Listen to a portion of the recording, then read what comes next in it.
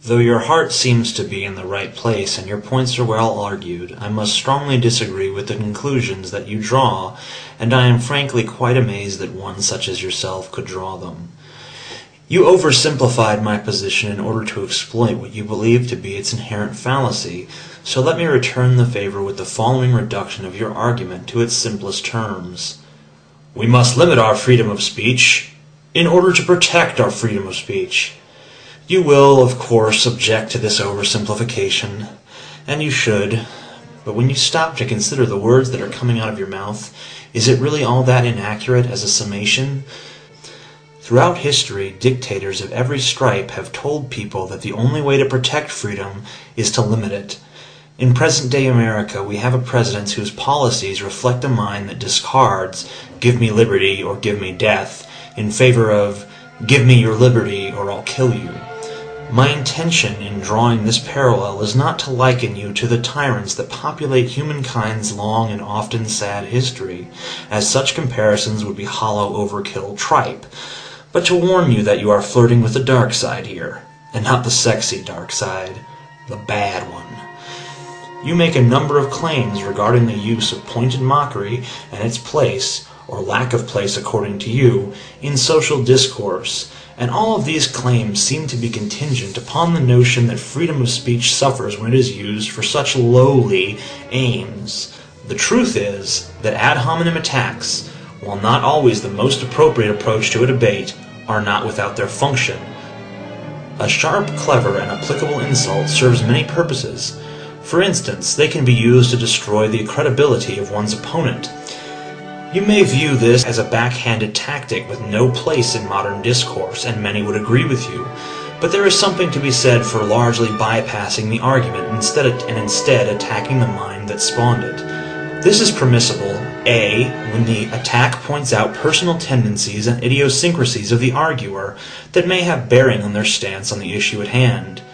B, when the argument presented is so lacking in poignance that there is no need to refute it other than to create a sense of solidarity among one's peers and ensure that impressionable young thinkers do not fall prey to blatantly fallacious worldviews in their formative stages.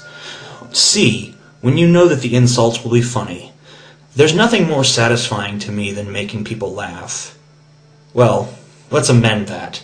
Aside from "this girl's butt," samurais running towards one another with their swords drawn and then hearing a clanking and/or a slashing sound and then seeing both of them standing back to back and wondering who lost the duel and then seeing one of them fall dramatically in slow motion, or getting blown into church by a Catholic schoolgirl who confesses it immediately afterwards, or this song, or jerking off to Japanese hentai depicting suspiciously under or overdeveloped girls being sexually assaulted but kind of digging it by tentacles, farting in an elevator where people have to get a big strong whiff and cannot escape. That's right, Brett. Telling children there is no Santa Claus and watching them cry, and LSD. There's nothing more satisfying than laughter. J. Russell Lynes once said, "If you can't ignore an insult, top it. If you can't top it, laugh it off. And if you can't laugh it off, it's probably deserved." When I insult someone, I do it because they deserve it. They cannot top it because I can always laugh off of their retorts or top them right back. And I exercise discretion, as this video should attest to. You and I disagree on this matter, but I have not once during this video's bloated meanderings levied a single insult at you.